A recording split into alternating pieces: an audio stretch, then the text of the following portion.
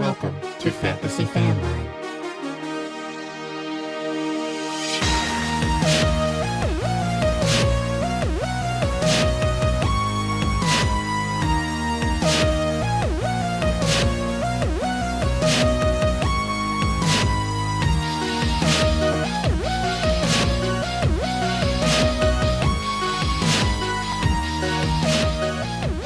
What is going on, everybody?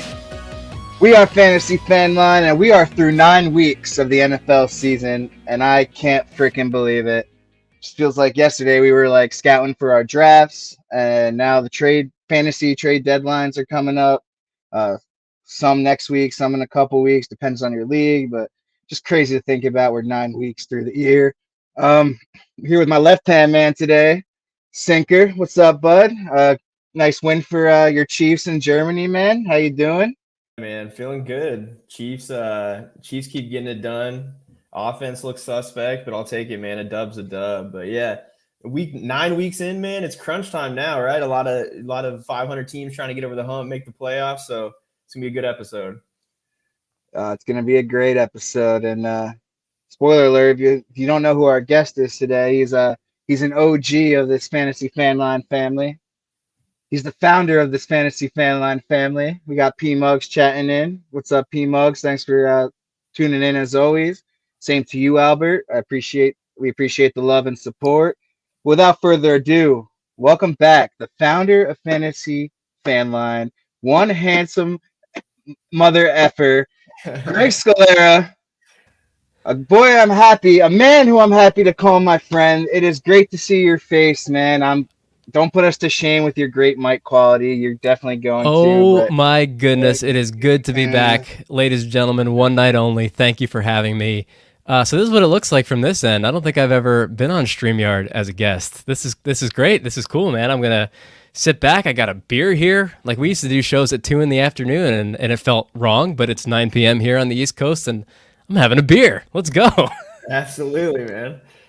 You could have a beer at 2 in the afternoon. I didn't say I didn't do it. I said it felt wrong. Tonight I'm drinking guilt-free. Wrong schmong. It's great to see you back, Greg, and hopefully we're making you proud of what we've been doing this year and the guests we've had on. We personally feel like it's been great. We have fun every single week, and it's definitely I am a proud father in many ways this year. So for those of you who don't know, I stepped down from the show this past year because I had an actual baby, but this show in many ways has been like my baby. I started it a couple years ago, COVID era, looking for something to do, had an idea for a show for a while. Could not get myself to get it up and running until I had the idea for the theme song. And then I was like, now I got to do the show because the theme song's so good. So I got the song recorded. We got the show off the ground. I did it the first year by myself, with guests, and Sanchi went through the entire journey of the Fantasy Fanline experience. He was a caller first. He tuned in, he called the show, then he was an expert guest, then he came on as my co-host last year.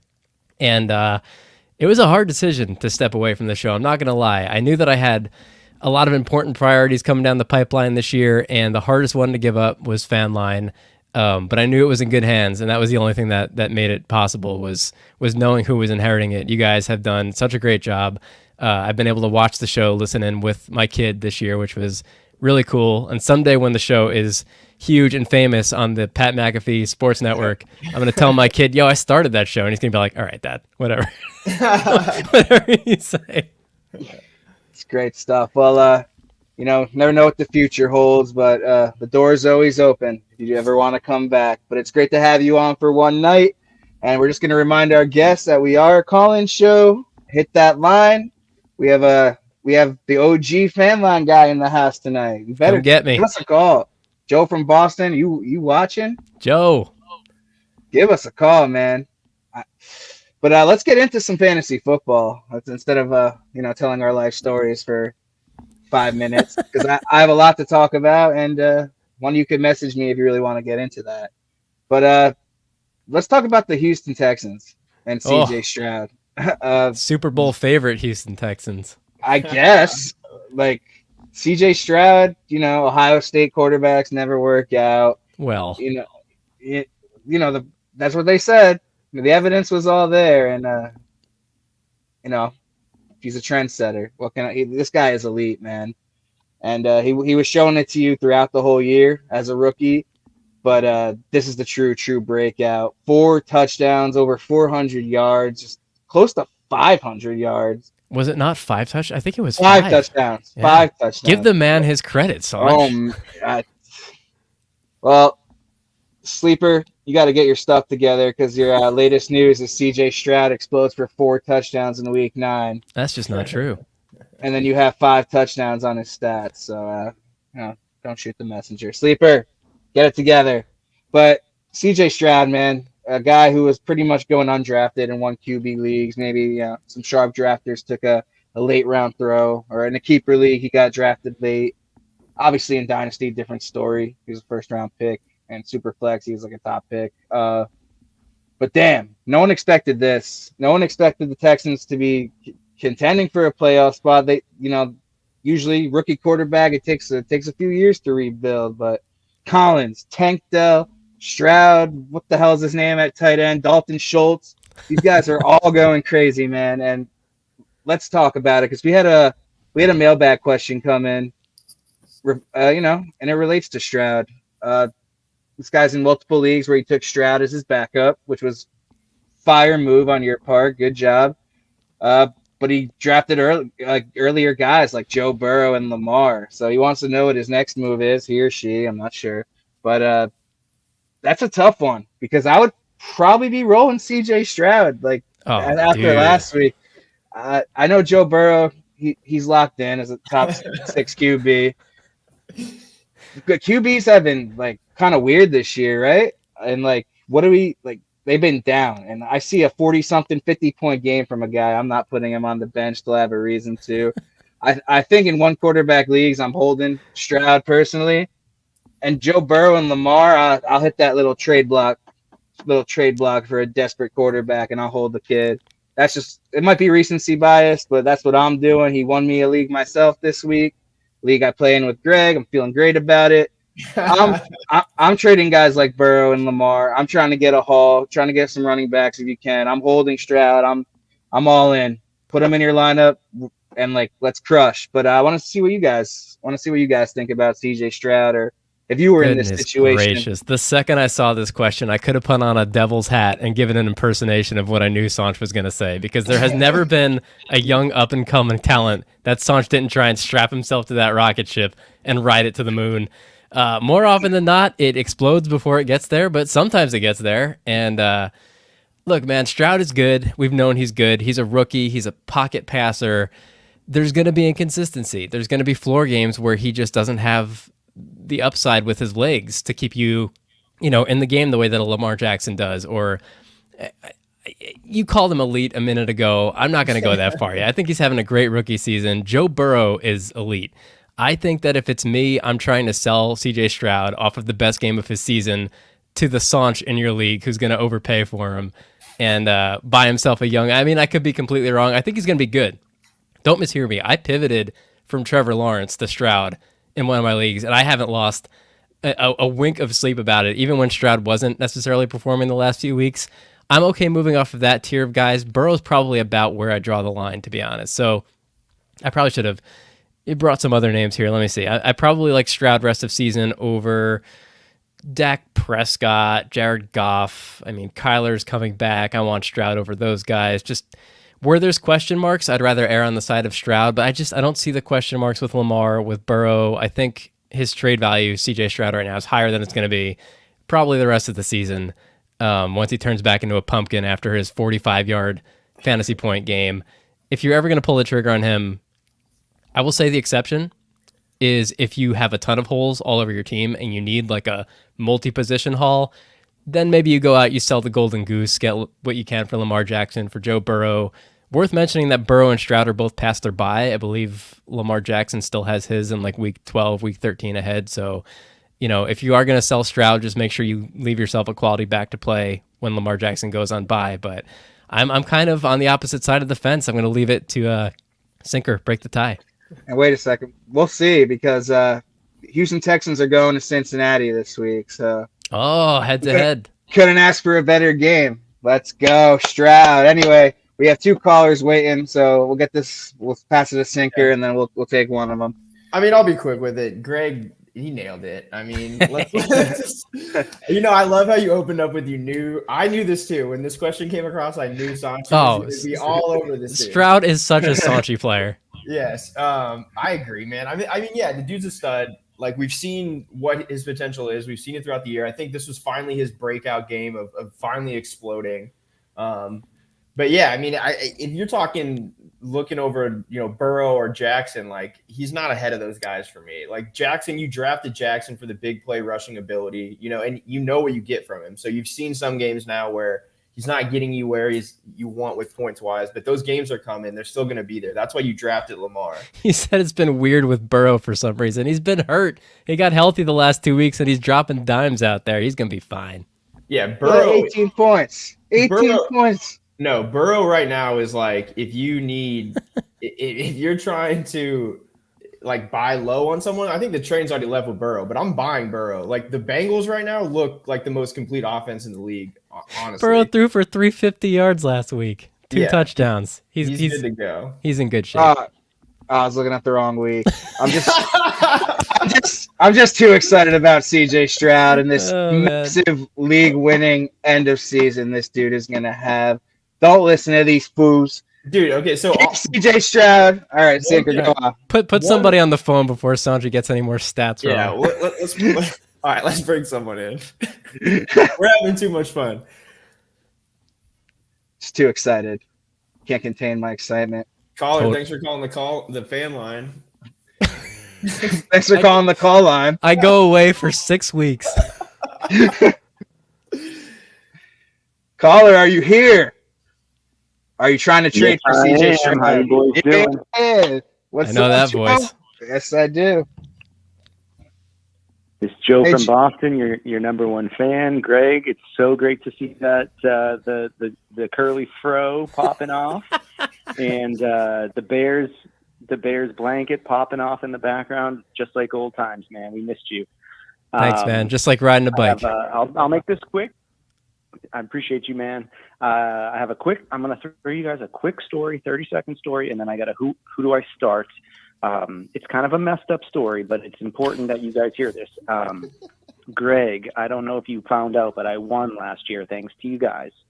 I tuned into the first episode just to find that out, to be honest, and then I immediately shut the show off.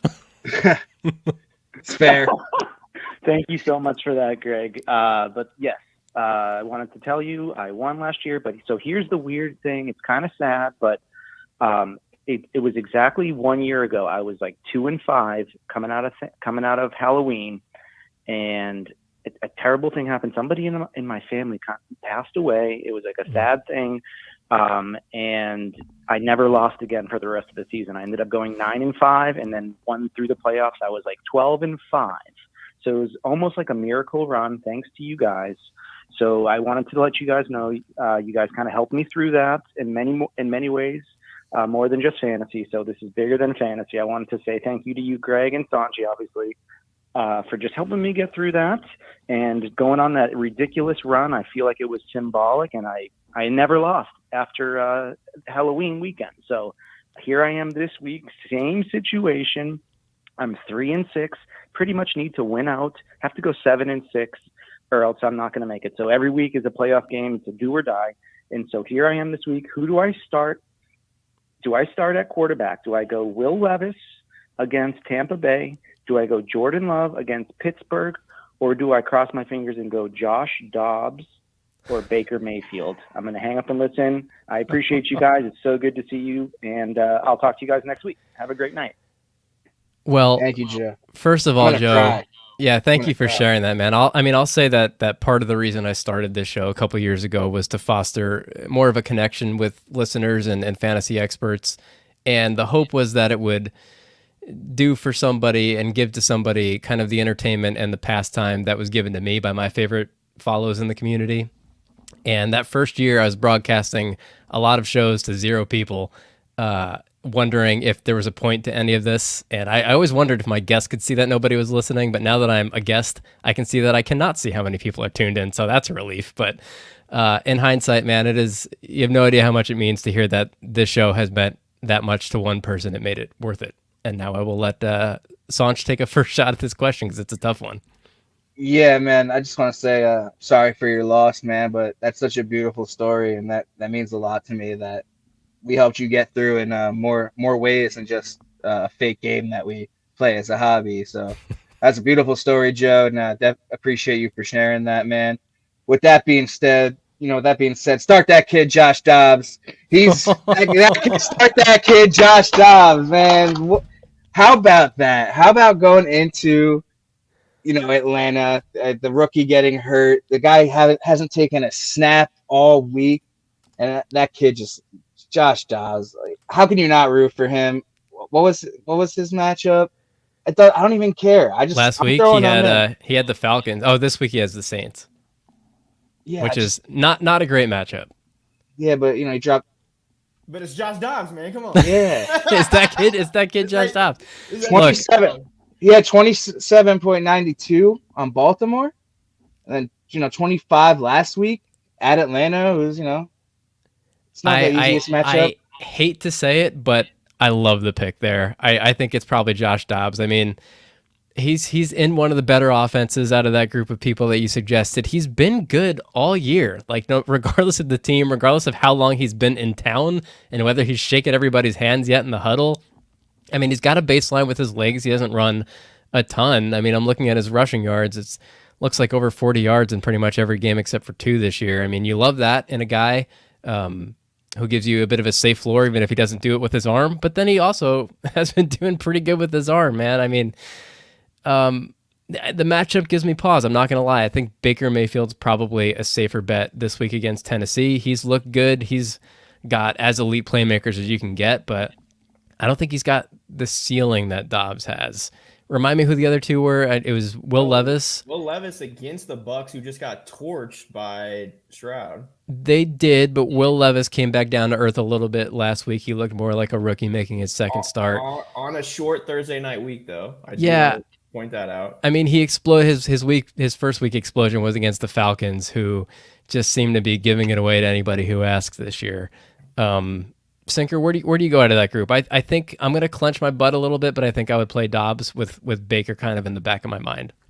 I mean, I think Baker's the safest play, honestly. So I think, if you want to play it safe, go Baker. I like Will Levis, so we're going to probably say 3 different people here, but I like Will Levis. I think who was the fourth? Oh, Jordan Love. Never go Jordan Love. Never go full Jordan Love. I'm with you there. I like Will Levis, man. I think the matchup's great, and I think I know he came back to earth on that Thursday night game, but every Thursday night game has been brutal this year. What quarterback has exploded on a Thursday night game? It doesn't happen. Mahomes doesn't do it. Allen doesn't do it. Hurts did it. So Hurts did it. So the case I will make that's because Hurts tush pushes 5 touchdowns a game. Case I will make for Baker is he has the best combination, I think, of pass catchers and matchup. Yeah, that's. Levis, is throwing to an aged DeAndre Hopkins, and that's kind of it. Bucks are a great matchup, kind of, vice versa with Dobbs. I'm gonna go Baker. Honestly, Joe, pick your favorite fantasy analyst on the show, and that's the one who you have to go with this week, man. Hey, Joe, I'm gonna leave. Sorry, Stinker. Go ahead. Yeah, I mean, don't listen to me because you won last year, and then you've been listening this year, and you're 3-7. So you tell me what's going on. No, I think Baker is the safest play, honestly. That being said, what are their time slots? When do they play? Doesn't show me on what I'm looking at. Are they both 1 o'clock games, all 3 of them? I think that if I'm looking like I'm trailing in my matchup and I need some nitro, I'm probably going Josh Dobbs or Will Levis. I think I lean on Baker if I'm trying to protect a lead, if I'm feeling like I'm out ahead. But it's a little bit of situational fantasy football. If I had to rank them, it's 1A, 1B between Baker and Dobbs for me, and Will Levis is a bit of a stick of dynamite that could blow up in your face, but could also blow up in your opponent's face. Am I using that metaphor right? Yeah, I don't know. I mean, that's Dobbs just went against the Falcons too, though. So if you're gonna knock Levis, for Yes, that, but he has a track record of putting up 20-plus points game this year. sure, rushing abilities there. I understand. Joe, Yeah, I'll he's leave gotta- you with this. I'll leave you with this, Joe. I mean, it's a good. I think You it's need a great. fairy tale. You need a fairy tale run to save your season. Who's having the fairy tale season? Josh in the Dobbs NFL? is that guy. The stars Although are aligning here, bro. The stars are say- aligning here. Baker's having a junior fairy tale of his own. He's looking better than anybody thought he would this year. I mean, we've been seeing it all year now, so we're sick of it. But Yeah, the first Toy couple Story. weeks, we were I like, don't want to play with you. just I don't want to play with you say anymore. Toy Story. Josh Dobbs, baby. I say he's a kid. He's 28, 6-year vet. Oh, he's a kid to me. He's just a kid. He's just a kid. He's a great guy, man. If you're rooting against Josh Dobbs, I can't trust you. Can't trust you as a human being. But P. Muggs is a start question. I'm sorry it took so long to get to it. But James Cook or Jalen Warren, do you think Jalen can finally take the lead role? We've been saying he could. Najee got the touchdown last week, I believe, or 2 weeks ago. How'd Najee look? I don't even care about him anymore, so I don't pay too much attention. Yeah, he had the touchdown against Tennessee. Yeah. You know, over 10 points. Which is James Cook last against 3 the weeks. Broncos this week. Yeah, it's James Cook. Yeah. It's James Cook. That one's fairly easy for me. Sinker, you agree? Yep. Yeah, roll Cook out, P Mugs. Rasta, what's up, man? Thanks for tuning in again. He said, grade my team. 12-team Superflex PPR orphan team. I'm rebuilding. Upgrade my trade. Keenan Allen for Devontae Smith and a 24 mid-second. And you're rebuilding? I love it. I absolutely love it. I'm giving that an A. You know, Devontae Smith, that's my guy. He's not doing what I thought he would do this year, but we still know the talent's there. Keenan Allen's obviously elite, but he's at that age where, you know, we could slip end of year now. Retirement's definitely closer than Devontae Smith. And the mid-second on top for a rebuilding team, I'm giving that an A, man. That's a great trade. You guys agree? You guys? Yeah, it's one of those rare trades where I think if the other person in this trade is a win now team, is a contender this season, I think they both get an A on either side, to be honest. Yep. For sure. You agree, Sinker? Yep. Great trade, Rasta. Got Big Lou up in the building. What up, boys? What's up, what up, Lou? boy? You have a question. I'm going to skip that because we're going to get into that later. Another Lou. This one I'll give to Greg. Bears are clearly playing for the future. Why won't they unleash Roshan Johnson?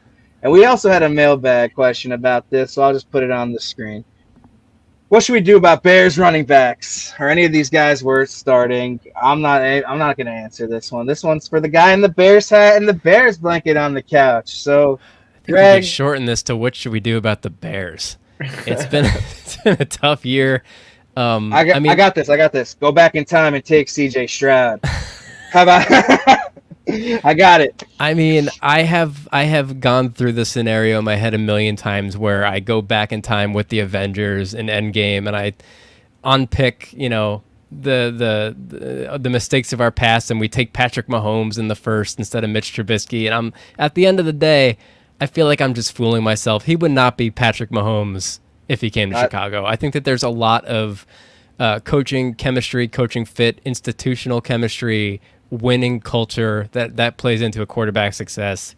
And I think guys like Mahomes going to the Chiefs with Andy Reid, the perfect storm. CJ Stroud going to Chicago might not have been the CJ Stroud that we saw throw for 5 touchdowns and 470 yards this past week. In fact, I can almost guarantee that he would not have. So maybe that's just something I have to tell myself to sleep at night so I'm not like regretting the mistakes that my front office has made. But I honestly, you know, I think that something is broken on the developmental side with our scouting department, with our GM. I'm in favor of cleaning house, but it's also not my first time. It's also not like my 6th or 7th time saying that in like 15, 20 years as a Bears fan. So all of that being said, I think that if Khalil Herbert comes back this week, which he might on Thursday Night Football, I'm probably not playing any of them. If he doesn't, I think Deontay Foreman's not a bad start against the Panthers. Pretty good matchup. I think he got 20 carries last week. Let me bring that up before I pull a Sanchi and misquote some stats here live on the air. No, 20 carries, no targets, but still, I mean, give me a guy getting 20 touches as a low RB2 flex play. I mean, mid-season, everybody's hurt, everybody's on bye. It's hard not to play him for me if Herbert is out. The Bears have been running surprisingly pretty well. It's about the only thing they're doing well these days. That's we'll see at. who misquotes what when Stroud has more fantasy points than Joe Burrow on Sunday. Right. Okay. Book it. Upset. We'll see. Yeah, that's going to come back to haunt me, isn't it? But, if anyone made a mistake, I think it's the Carolina Panthers not taking C.J. Stroud. Oh, dude, yeah. Bryce Young, it's not – I know it's early.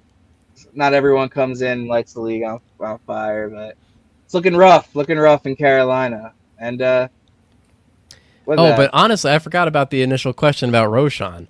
I don't know why they're not unleashing him. I think that he looks like a great athlete.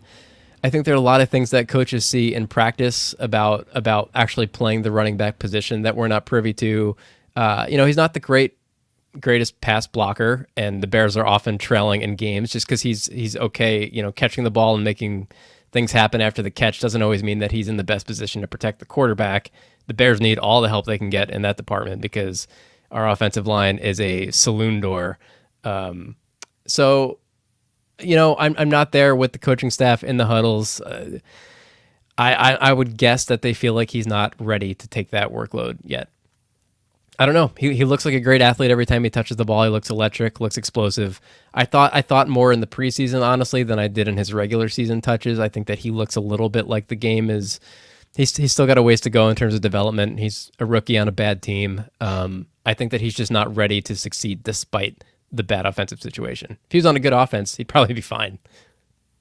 Yeah, I'm avoiding the Bears at all costs moving forward. Thanks, bro. Appreciate until that. Fields comes back and does that thing he did with DJ Moore on that Thursday night game, if he can do it again. I'll play some DJ Moore even until then. He's getting some targets still. He's still a good enough player. Cole Kmet is the greatest tight end I've ever seen in my life. Apparently. That's outside of Taysom Hill. We still have a caller on the line because we have a question about Taysom Hill, but if we have a caller, let's get to them first. Let's chat. Unless they hung up. You know what, Sanchi, you're right. CJ Stroud, I'm trading Mahomes for him right now. Caller, thanks for calling the fan line. What's your name? Where are you calling from? Hello, ladies. Val Venus? How Is that you? What's up, going Val? on? It's a pleasure to join you. I'm glad to see the OG back in the room. It's good to be back, brother. Thanks for calling. I believe this is the great one, if I'm not mistaken, who called your show earlier this year and made. What's that? Go for it. You're leading into it for me. Did you not? Was there not an on-air bet? If I recall, I tuned into this episode. I seem to remember. Was it Daniel Jones versus Kirk Cousins? Yeah. Well, that's the end of the show, ladies and gentlemen. Thanks for joining Fantasy Fanline. Yeah, we don't talk about that bet. They're both on IR. Yeah. So we can cash that bet today, right? Their seasons are both over. So let's take a look at the points. Did you tell him to call in? I did not. And he doubled per game, Daniel Jones, by the way. Yeah, is that all? It's over. What? It's double. 62. No, the true bet was who will heal quicker. That's what I'm thinking. Who has the better doctor? It's over. What was the bet? I think I owe you a Chipotle gift card or something. No, we said we would just call him the great one. No, if I won, I was the new great one, and if I lost, I think I owed him a burrito. I mean, what's the opposite of the great one? You lost the bet, so now a jabroni. I sunk to the bottom. Well, I need to pay tribute to the show, so I got a better bet in mind. all right. For Sanchi and the new guy, I can't remember your name. Sorry, I'm terrible. I want to bet you Giants versus Cowboys this week, and I'm going to give you 24 points. Oh, That's a Sanchi bet, man. 24-point swing. Sanch, what do you think? The crying child in the background explains exactly what I think about that. I mean, sure, why not, man? I'm diehard. Let's do it. I'll take the 24. All right, if I win, I want both of you in Cowboys gear next week. Oh no! So I will And say, if I lose, longtime fans of Fantasy Fanline might remember this voice calling in to bet me last year in a head-to-head matchup that we had against each other, where if I lost, I had to wear a piece of Packers clothing, and I lost that bet. And I came on the show the following week with a shirt with Aaron Rodgers' face on it, with his face strap up over his nose that I bought off of Etsy for like $12. And it was the funniest bet I've ever lost in my life. So give it some thought. if Yeah. I lose, I want to do what you guys did. So what Undisputed had. The best part of Undisputed is the theme song, not the cast. So I want to offer to write you a new song. I want Greg to rap it if I lose. All right. We'll take you up on that. We will have you write us a song. And by us, I'm speaking on behalf of Sanch and Sinker, because I no longer have any vested interest in this. So you guys, good luck. All right. So the Giants are getting 16.5 right now on FanDuel. You're giving me 24. I'll give him 38.5 over under. Yeah.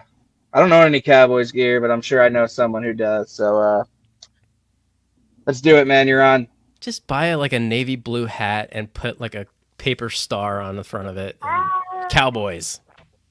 I don't Will you know burst about into that. flames if that happens? Like, can that I'm touch already- your skin? I'm already sweating out of my paw. Like, I'm getting. If Sanch is in, I'm in. Let's go. All right, G-Men. Is it going to be DeVito? I sure hope not. 24. You said 24 even? 24 even. I'll give you You're the on. say. You're on, man. The song has to be at least 2 minutes, though. I need like verses and choruses and everything. You got it. And I can't leave Greg hanging. I already gave Greg a tip off about this, but if I beat Greg the week after Thanksgiving in our fantasy league, Oh no. Greg has to, for Father's Day this year, and share it to everyone on social media via your channel, post a picture of him and his son with Rogers gear on, and it has to be as Greg's son. So I already threw out that shirt that I mentioned from last year's bet, so I would have to get a new one. I'm also really good at Photoshop. That being said, I would honor the bet if I lost. We're in a work league together. I'm in first place in that league, so I'm feeling pretty good about this bet. Of course, that'll be the week that all of my players get hurt on the first snap. I will take that bet, the great one. In return, if you lose, you need to post something on our works intranet announcing that you were defeated by the great Greg Scalera in fantasy football the previous day on the social channel of our work social platform. It'll be my Whether it's a photo of you holding a sign or a video cutting a promo. I wanted to make sure the company knows who's better at fantasy football. So that's going to be the bet. Done. We're on. New York Giants. You're getting 24. Let's go. Great one. We always All right, enjoy your day back. Have a good night, guys. Thanks for calling, bro. Yeah, thanks for calling, man. Keep it interesting. I love it. Tommy DeVito, don't let me down. Well, it's not going to be Carson Wentz because he's off the market apparently. I don't want that washed up piece of trash either. 24 is a lot of points, man. I mean, what's the spread right now? 16.5. Like 24 is a lot. It's still an NFL team. I know. Kind of suck, but I wonder if you alt bet that, it's probably insane. Yeah. I don't even want to look It's already into placed. it. We already placed it. Let's ride. It's too late. It's This too one's late. on you. I'm already regretting it. P Mugs, bring us back to life. Thoughts on picking up Keaton Mitchell? I think it's a great pickup. Definitely worth a stash if he's not already rostered. He's only 6% rostered on Sleeper. 9 attempts, but he had 138 yards in the score. Only 18% of the snaps, but Baltimore's they're spreading the love in that RB room. Gus Edwards, but the rookie looked pretty promising. So definitely worth picking up if you ask me. I'm sure these two will agree with me. Yeah, he's a stash. I mean, if you have room on your bench for a luxury, maybe he earns his way into more of a snap share. Maybe he it's a great handcuff if somebody in front of him goes down. It's a great rushing offense, but they're playing the Browns this week. I mean, there's no way coming off of a 9-touch week, even as efficient as he was, he's not remotely on the flex radar. But I'm interested enough to grab him and see what happens if I have the luxury, and especially if I need a little depth at running back. Why not? Definitely a wait and see kind of player. I agree. You're not blowing all your fab. I wouldn't necessarily use the number one waiver if you still kick it old school. But he's a guy that I would try to get and just have on the bench. And if good things happen, you were ahead of the curve. But I know some people. I know my man Big Lou in the chat. He had Mitchell on his roster for a couple of weeks now. He's like any week now. He got it, and I expect that 6% to move up a little bit on sleeper. Sinker, anything you want to add on Mitchell, man? No, I mean, I think he's a great stash, right? You've still got Gus Bus, who's gonna get a bulk carries there. Then you've got Justice Hill is actually outplaying Gus Bus. I think he led the team in carries last week. Justice Yeah, Hill he did, but it is what it is. You know what you're getting out of him. So he's a good stash. If anything were to happen to one of those two guys, I mean, it's obviously going to elevate Mitchell into a bigger opportunity. He's a rookie too, and he's got a little bit of that juice to him, right? He's a quick guy, so. And Lou dropped him. Yeah. No, I gave him props too early. Yeah, probably. Me too. But yeah, nothing else to really comment on that. Mitchell is a good stash, but 8-week hole is a long time, Lou. In your defense, you gave it. You did the best you could, man. Nobody would have guessed week 9. We have a lot of mailbag questions we probably won't get to, but I gotta bring up one that's extremely important that we have to hit. What the hell is going on with the Seahawks backfield? That's a great question. What happened to that offense as a whole last week? I know, man. Like, I guess Baltimore. They played Baltimore. I guess Baltimore is just that good. Geno Smith had like 2 points and change. Yeah, they look legit, man. It was a thorough beating on both sides of the ball last week, and I think if it wasn't for the fact that it was kind of 2 questionable weeks in a row of Kenneth Walker usage, I would throw out last week in a heartbeat and just say they weren't in an opportunity where they had the right game script to run the ball. He's not going to catch a million passes out of the backfield when they're playing catch up 30-0 or whatever it was, 30-3. 2 weeks in a row, less than 10 carries makes me a little nervous, but it's not like he's being passed in terms of usage. Let me pull up some stats just to double check that. But I think he still was like, so he doubling Charbonnet's carries. Yeah, Charbonnet had 4 rushes last week, 5 the week before. So I think honestly, I think the question is what is going on with the Seahawks offense, and I think that if the offense bounces back, we'll see things proportionately bounce back for Kenneth Walker. I don't think Charbonnet has overtaken him. I'm with you there, Greg. I'm not panicking on Walker just yet. Still the RB10 after 2 pretty rough weeks. Browns are good. Ravens are good. They're playing the Commanders this week. I'm not afraid to start Kenneth Walker against the Commanders. Yeah, don't bench Kenneth Walker against Washington. He should get right. Sinker, what were you saying, man? Sorry to cut you off. No, I mean, I was just saying, so Sharbs, he outsnapped him last week, but Kenneth Walker, he's getting the bulk of the carries still. So the higher percentage of the rushing attempt, I mean, I think it's game script, right, of what you're seeing with those 2 matchups. Obviously, Charbonnet is not going to go anywhere.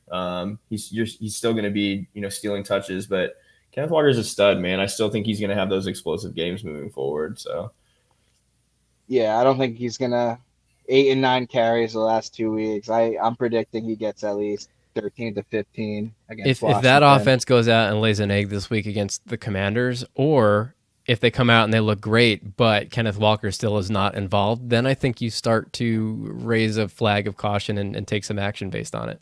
Until then, I'm not worried. Yeah, and wasn't he nursing a little bit of an injury too, like 2 weeks ago? He had a calf injury. He had a calf injury. They didn't talk much about it. So it might be a little bit, he might have had something like that going on too. We'll see moving forward, though. I absolutely agree with you, Greg. If they lay an egg or if they go out and, blow out the Commanders and he's not doing much, then definitely something to keep an eye on. Was that your Power Rangers beeper? It sounded like in the background. Anyway, Rasta, hopefully Walker has a good game so you can trade him before his schedule gets brutal. Yeah, it does. Uh-oh. Yeah, San Fran twice, Dallas, Philly, Pittsburgh. Oh my God. You're It not is. kidding. Yeah. So maybe ride him through week 11 with the Rams and then get off the horse. I'm hoping he goes off this week and then try to deal him right before the deadline to someone. Yeah, I think I'll hold him. I think I'll hold him. I don't know. He's good. He's good at football, and like these last 2 weeks, obviously game script as you mentioned. Yeah. I mean, 9 carries, but Charbonnet only had what 4. He I had mean, 5 San Fran, goals. Dallas, San Fran, Philly. Like it's not what you're aiming for. Walker's And still the dude in that backfield. The running game just isn't working. It's just crazy that just so weird to see Charbonnet have higher snap percentage than Kenneth Walker the last 2 weeks. But Cleveland and Baltimore, throw it out the window. I think Kenneth Walker is going to be fine moving forward. Although, as Rasta said, it does get rough. Trust your gut, trust your instinct, do what you have to do. But I like Walker. We're all not worrying just yet. And I think Charbonnet kind of stinks, personally. After watching him, I was like iffy on him earlier in the year, and then Kenneth Walker is a superior talent to Charbonnet, in my opinion. Speaking of coaches that aren't superior talents and won't use theirs, what the hell is going on with Arthur Smith? Why aren't they using Bijan? Well, P-Mugs, it's called brain damage. This guy is a freaking idiot. He is on the hot seat, and he should have been fired after losing to the GOAT, Joshua Dobbs, who hasn't taken a snap with his new team, barely knew any of his teammates' names. Arthur Smith, he's just a freaking idiot, and that's all I can really say. Jonnu Smith is Arthur Smith's favorite player. He's been pretty good, but yeah, you should probably use Bijan Robinson, especially with the draft capital. I know have Greg has seen something to say a about Bijan. lot of jokes in the internet fantasy community about Arthur Smith just doing this out of spite towards the fantasy community, and I laughed at it. And then I listened to some interviews of him talking about things that had nothing to do with fantasy football. And, oh, Arthur Smith, what'd you think of the condition of the turf today? Well, first thing is I don't care about these fantasy football players. You could take that and you can shove it. And I'm like, whoa, I think there might be something to this narrative. I think he genuinely thinks he's the smartest guy in the room and just has an axe to grind with fantasy. I don't know who hurt him. I don't know if he's okay. I don't think he is. I think somebody has wronged him in the past and he's got some sort of trauma associated with fantasy football. Maybe he drafted Andrew Luck an hour before he retired back in the day, but I don't know, man. He hates the game. He hates the players who play the game. And he's going to sink the ships of everybody who drafted Bijan. I have a lot of Bijan. I hate that I'm discussing this with you, Sanchi, because I have him in the league we play together, and my door is very open for trade offers because honestly, that game where he was sick, quote unquote, a couple weeks ago, people were willing to forgive and move on from that. And I was like, I don't know, this doesn't pass the smell test. I think something's weird. I don't really buy the narrative. I don't fully believe that he had headaches. I think that there's something going on with his relationship with the coaches or the culture. I'm really concerned, and I'm probably looking to get, if you can get RB1 value for him at this point in the season, if there's still a believer out there, go get it.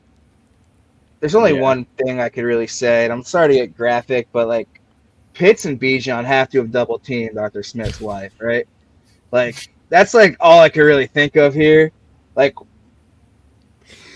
the hell, dude? Hard-hitting, fact-based analysis that people tune into this show. What the hell are you doing, Arthur Smith? I will see you at Wendy's when I get my 4 for 4. You are a freaking idiot. We have fantasy managers who could be better coaches than you right now. Let's talk actionable. What do you do if you have Bijan? Who would you rather have? And I'm going to pull up a list of kind of top-tier running back players. Would you trade Bijan right now for Kenneth Walker?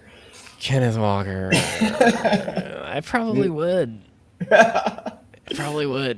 I hate to say it. I'd probably rather have Kenneth Walker. I'd probably rather have... I'm keeping Bijan. I'd probably rather have... Well, definitely CMC, ETN, Breece Hall. Yes for me. Breece. Eckler, yes. Pollard, probably not. I'm probably sticking with Bijan just because I'm not too high on either of them moving forward, to be honest. Here's the thing, though. What if Arthur Smith gets fired, though, after the bye, week 11 bye? If they fire him, then Bijan could go off. 25 carries. That's Bijan Robinson. That's the only thing that, and I think that's a realistic thing. I think Arthur Smith is so deep in his own shit right now, where he's like, he has this whole scheme that he came up with where he's trying to make this work. And I think if he completely goes away from it and that doesn't work, he's done. He's fired. So I think he has to keep doing this bullshit that he's doing. That's my take on it. Like, I think I just listened to this like a press conference from him talking about Algier, how he's like one of the best goal line running backs in the NFL, and he's like, we're going to utilize him that way. Like, and it's just like, dude, this dude is pulling stuff out of his ass. I can completely tell he's just on the podium lying. So the Falcons are 4-5. They're one game out of first place. I know they're not going to. Yeah, they're not going to fire Arthur Smith, which breaks my heart. Honestly, it's more of a testament to how bad that division is than Arthur Smith doing anything innovative or remotely intelligent. He's got good enough talent on his team that they've clawed their way to slightly under 500. Yeah. But he's not a good coach. He doesn't use his talent the way that they need to be used. None of this is new information. The question is it systemic at this point, or has it been situational? And halfway through the season, I don't think you can make the argument anymore that anything is going to change. I can't imagine him coming out of the gate and doing things different this week, even in a great matchup against the Cardinals, I think they have, which should have been just a delight, and now it's just going to be a stress-inducing couple hours of football, because you can't not play him against the Cardinals at 4:00 on Sunday. Right. Yeah, you have to. You have to play Bijan. But I'm going to be shocked if he, God. Arthur Smith, you suck. And shave that stupid mustache. He looks like a damn idiot. He did shave it? Yeah. So that's how much I watch that garbage team, coming from a Giants fan. My advice, I think, if you're in good shape behind Bijan at running back, if you have some good depth, like I have a lot of Bijan and David Montgomery, Bijan and Raheem Mostert. If you can afford to deal him and you need help at another position, don't be afraid to move him for an elite wide receiver. I think there's probably a lot of receivers you can deal Bijan for right now. I'd probably situationally move him for like a Devontae Adams, who's been on the schneid, Brandon Ayuk maybe. Certainly if you could package him with a wide receiver and get like a CeeDee Lamb or an Amon-Ra St. Brown, I think there are leagues where you can make that happen still, just based on name value and draft capital. Yeah. Damn shame, man. You draft this guy so high. You have to use him. I'm never drafting a Falcon again as long as Arthur Smith is in that building. Maybe Cordarrelle Patterson off of waivers because he's getting some love. I'm with you there, brother. I'm with you there. Let's get right back into the mailbag. I saw Rasta bring up Stevenson, saying he's starting DeMont and Stevenson over Bijan this week. Can't do it. Even against the Cardinals. I mean, I'm not mad at you for that. It just hasn't been pretty. But Montgomery, yes. Ramondre, maybe. Montgomery's definitely back. He's gonna play.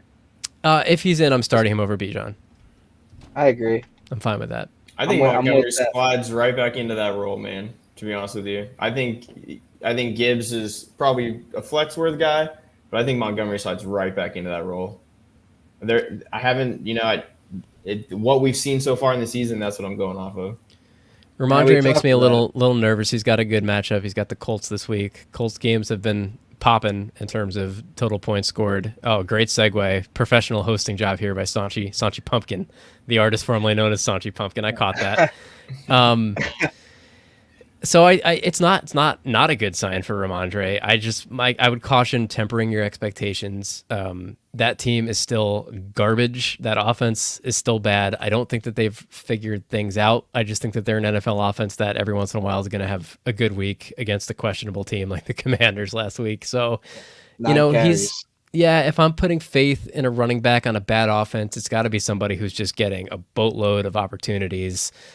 He's looking at like 15 touches a week. I want like 20, 25 touches on a bad offense. I want a Saquon carrying the ball 36 times on the Giants, So, Ramondre, mid to back tier RB2 moving forward, cautious optimism. He's got the Giants after their bye week, Chargers, Steelers. I mean, I don't think don't think he's a must start if you have better options. Like I said, I'm still rolling Montgomery and probably Bijan over him, but I don't think that he's borderline droppable the way that he might have felt like 3 or 4 weeks ago anymore.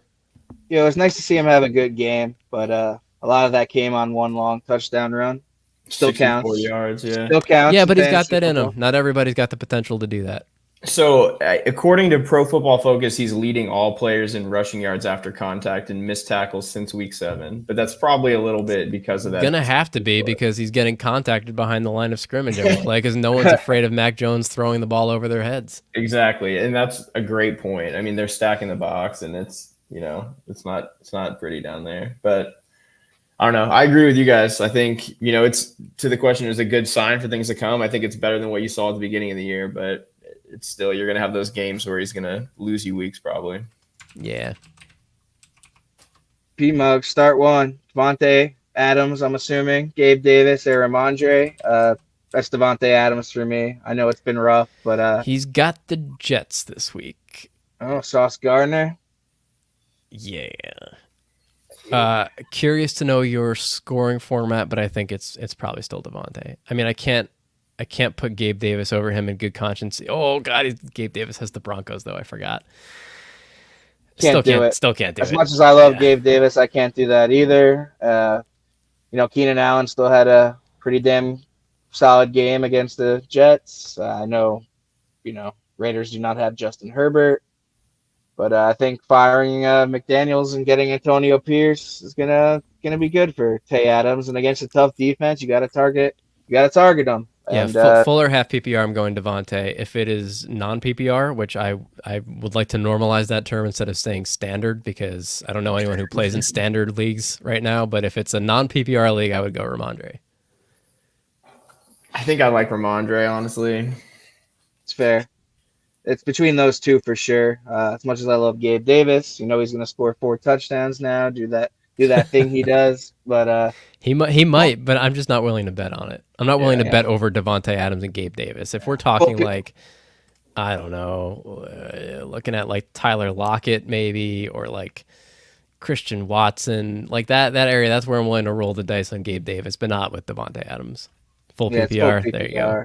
I'm playing Tay Adams. Sinker still likes Ramondre. Go with your gut, but I can't leave Tay Adams on the bench. I know it's been bad. Wide receiver 2 still in the top 50, top 40, 38 overall in PPR.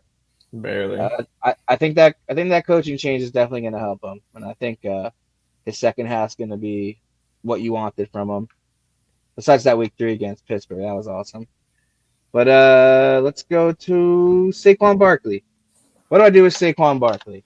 That's a staunch question right there. You don't bench him.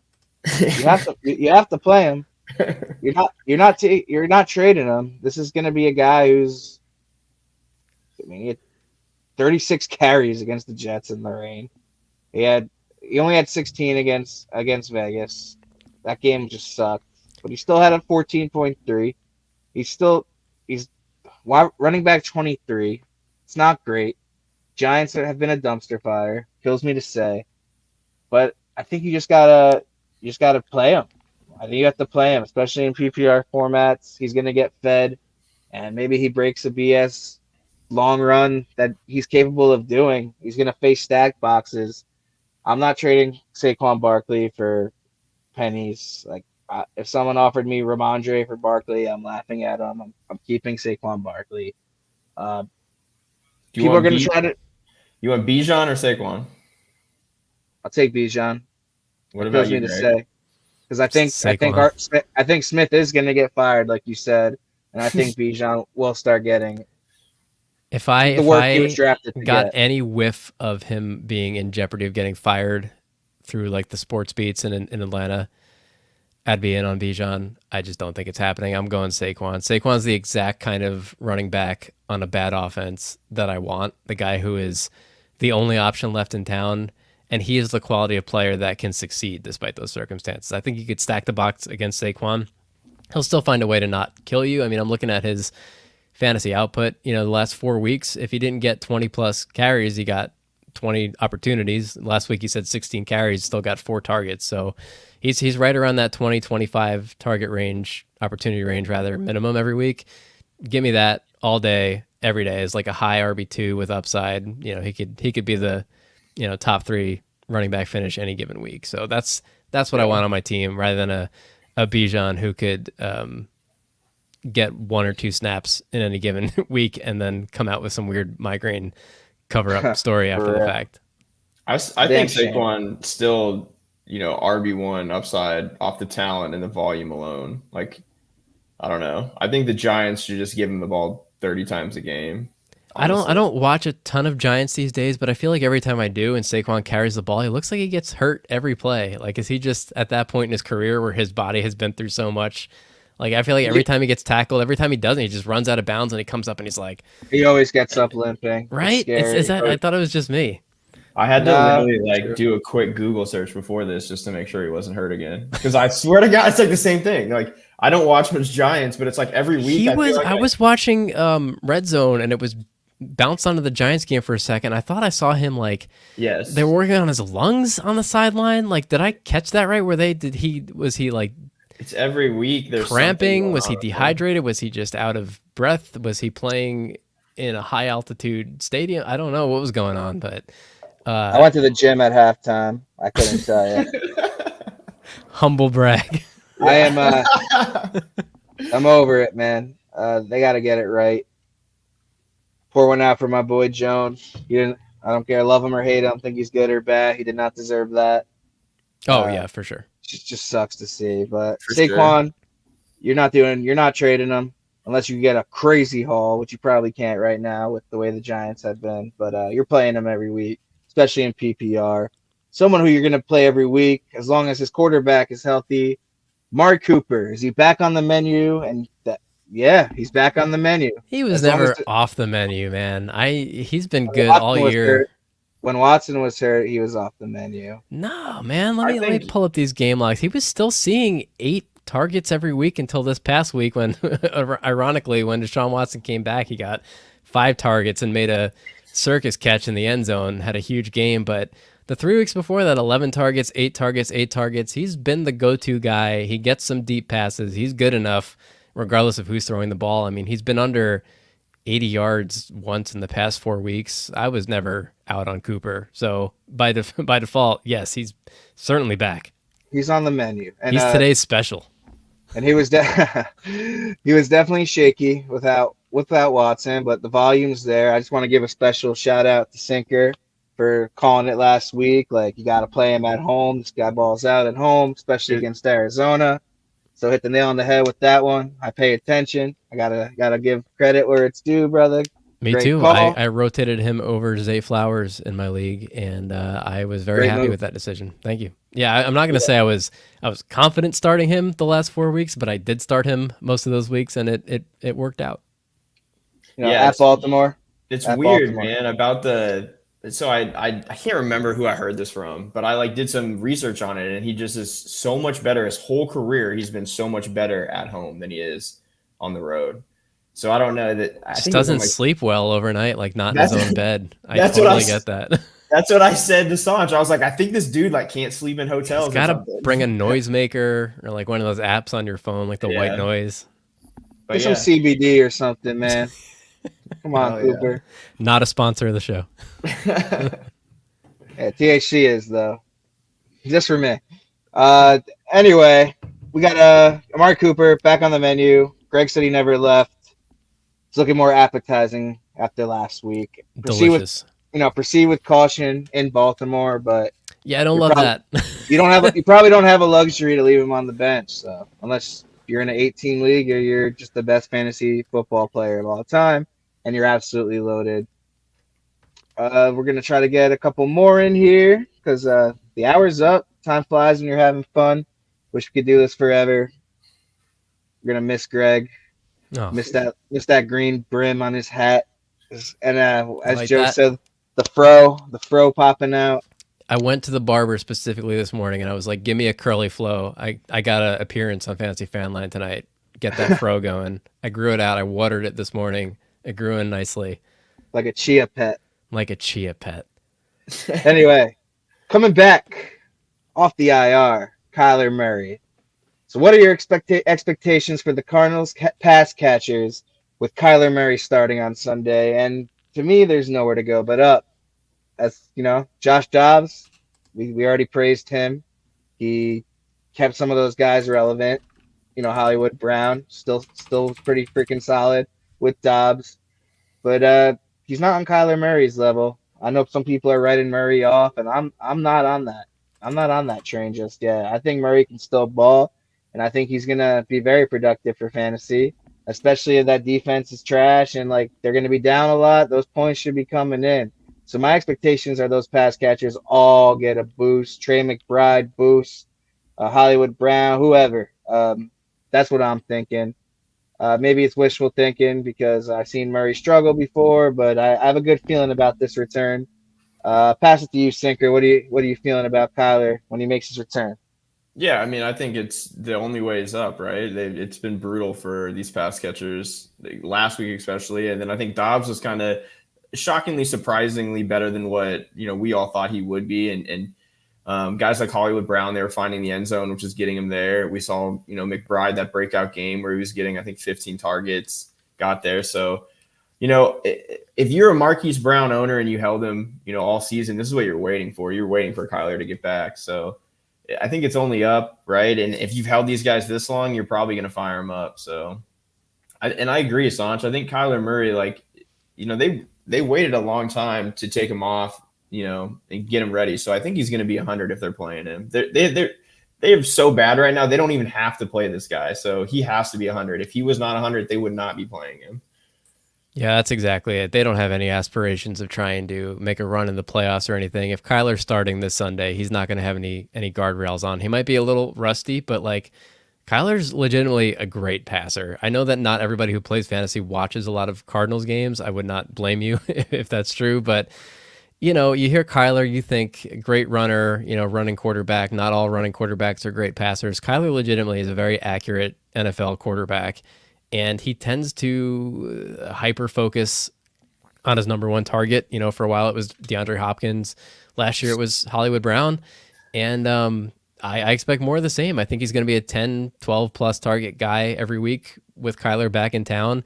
I think Trey McBride is going to be in really good shape. He wasn't really, I know he's been heavily targeted the last couple of weeks, and you might think, well, maybe, newer quarterback leaning on him as an escape valve. I think the tight end is just part of the game plan there. We saw Zach Ertz. Yeah, exactly. Had a lot of success there. Trey McBride, at this point, is 3 times the athlete that current day Zach Ertz is. And, I think that I would probably feel good rolling out Hollywood Brown as a borderline, honestly, low-end wide receiver 1 in full PPR. I'm ready, man. Strap on the rocket. Kyler, he gets Atlanta, who our boy Josh Dobbs just lit up. So hopefully he could do the same. Josh Dobbs recently traded out of Arizona, might be texting some state secrets back and saying, here's how I just carved these guys up. Go and do the same. You never know. Rasta. The new Call of Duty comes out on Friday. I'm staying away from rolling out Kyler. It's only double XP weekend. Take back everything. Only on double XP weekend. You got time for a couple more, Greg? Let's do it. I don't see my kid fussing on the monitor, so I think we're good to go. That sounds good to me. Taysom Hill. Is he officially a must start moving forward, or should we sell high? I feel like we ask this every single year, man. If there is a definition of boom or bust in the dictionary, Taysom Hill's face would just be right there. He either wins you the week or gives you 2 points. And I'm not gonna say he's a must start, but he has looked pretty damn good. New Orleans is just so. He went over 20 points these last 2 weeks. I guess 16.8 the week before. Play PPR. I guess you could put him in must start, but I don't want to go on air and say he's must start because I know the week I say that he's gonna have a solid 3-point game. So yeah, you ride it out till it cools off, but I'm not declaring him a must start. If you could sell high, by all means, sell Taysom Hill right now. But I don't think anyone who's been playing fantasy for a while with a brain is going to give you anything worth it for him or like anything worth it for your team. So yeah, stay in the Flames, but don't expect too much. I won't call him a must start, but stay in those Flames. Sinker, how do you feel about Taysom Hill at I mean, 33 years old? I will always sell Taysom Hill anytime he has any high value, but that's just who I am. I'm But with you. with that said, I mean, if you got him, man, you might as well start him. Like it's until like this train falls off the rails, man. Like which could very well be this week, but I don't know, man. It's his rushing usage over the past 3 weeks, and I don't know. It's if you've got him, I think start him and see what happens, but. I don't know. I will always sell high on Taysom Hill because for the exact reason of what we're seeing right now is not going to, it's not going to be sustainable throughout the whole season. So, Yeah, we've seen this story before. I just feel like it's rewriting itself. Greg, I mean, do you agree or disagree?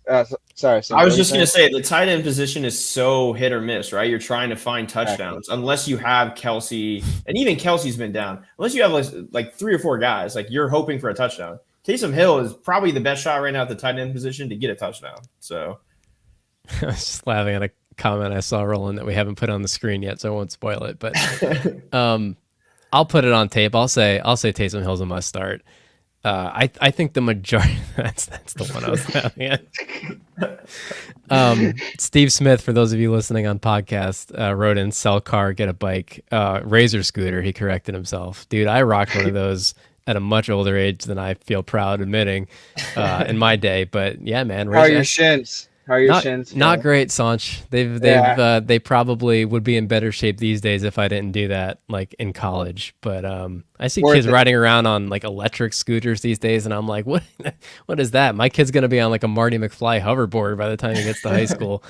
Taysom Hill, I mean, the majority of the tight end pool can lose you a week at any given time, but none of them have the opportunity to get 3 or 4 goal line carries and throw in a touchdown in a game. So give me that tight end with the same kind of floor, but the potential superpowers of playing quarterback and goal line running back and, catching a pass and running and stiff arming a guy for 45 yards all in the same game. Like I want that potential ceiling in my tight end spot.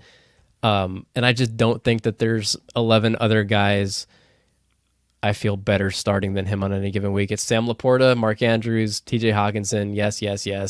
Travis Kelce, obviously. Kincaid, yes. Kittle, yeah, but I'm starting to get nervous about it. Dalton Schultz, sure. Not benching Kittle for Hill. Yeah. Not even thinking about it. I would think about it once Debo comes back. But I guess Schultz is a good cutoff right now. That's probably the line. So 5 or 6 tight ends, and I start to really have doubts playing them over Taysom. So I'm going to call him a must start unless he's your backup behind a stud. Yeah, must start unless you have one of those 5 or 6 guys. I'm cool with it. We'll do one more. This has been a blast, but trying to prepare for those playoffs. So, and the trade deadlines are right around the corner. So I feel like we have to throw this one in. What are some players you're looking to trade for before the deadline that have a favorable fantasy football schedule?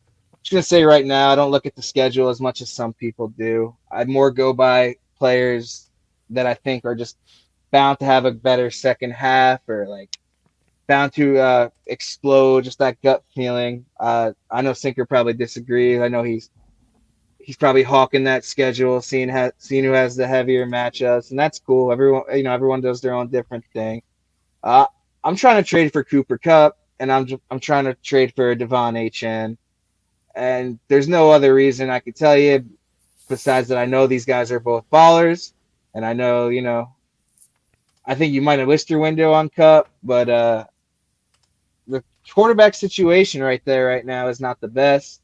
I think Stafford does get right. I think they only signed Wentz because the other kid is just garbage, and my Puka shares are not happy about it. But I think Cooper Kupp is a guy I would definitely try to get. He's had 3 pretty terrible games in a row going into the bye, and there's got to be a frustrated owner who held him all year, saw what he did. It's like, all right, he's back, and then all of a sudden he gives you these 3 crappy games, and if you're in a win now, you can't afford any more of those games. So I am trying to get Cooper Kupp, even trade for him on the bye week, because that probably gives that owner even more of an incentive or like a feeling to do that. So Cooper Cup and then Achan.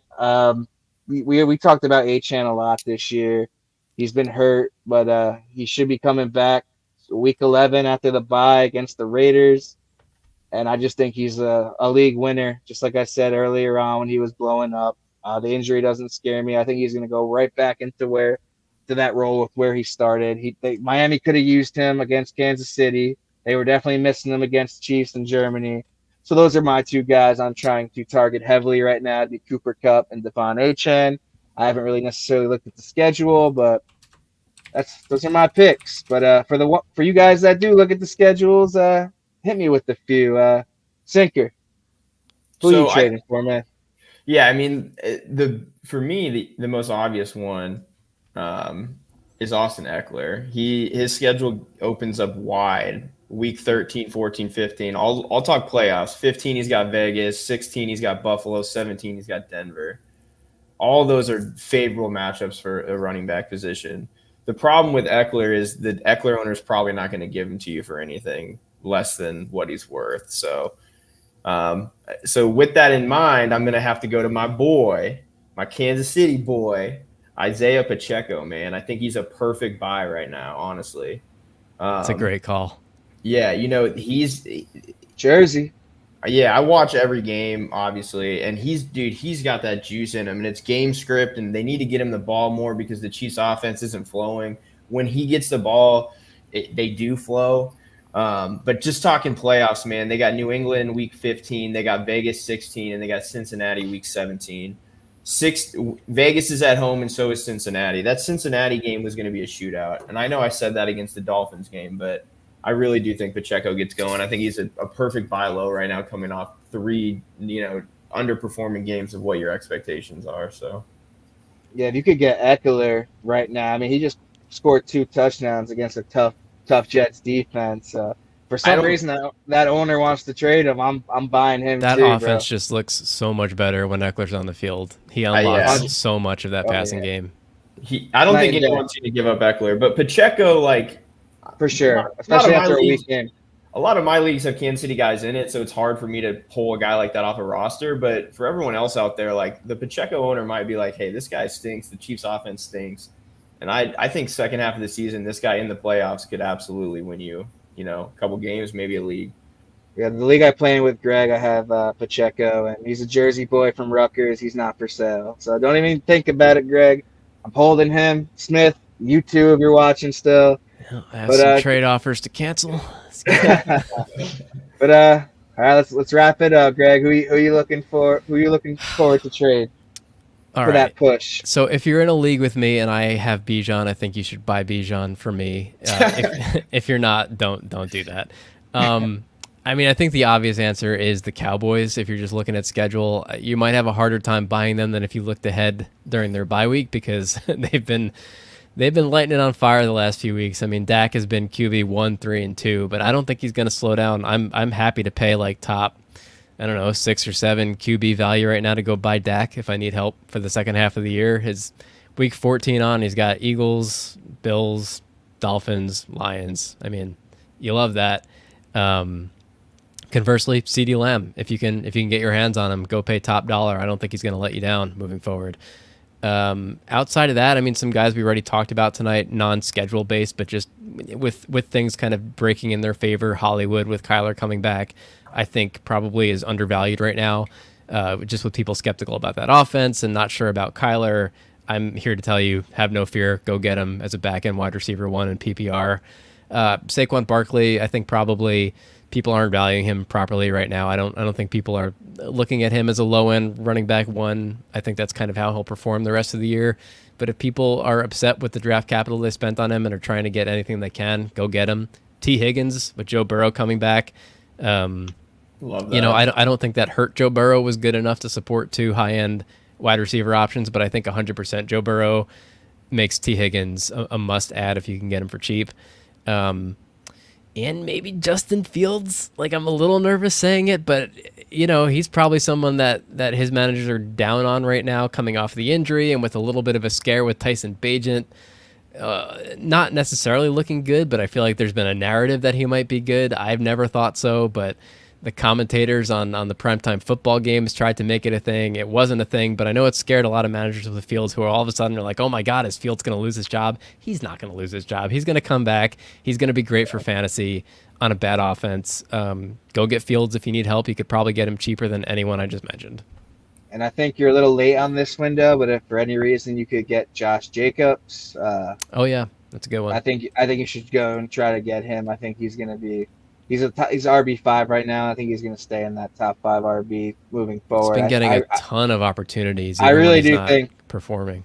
I really do think the Raiders are going to be better with that ex-Giants legend Antonio Pierce. Just getting rid of McDaniels, man. I think they're going to be better than how they started. I'm rooting for them. Besides last week, because I like Antonio Pierce, and I think Jacobs is going to be great. You probably can't get him now. You might have missed that window a couple weeks back, but every league's different. Shoot your shot. That's what we say. But we are out of time, and this has been a blast with a lot of laughs, mistakes, raunchy jokes, babies crying on the phone, just everything you could ask for. It's been an action-packed episode, and it was an honor to have you back, man. It felt like old times. The floor is yours if you want to add anything, Greg.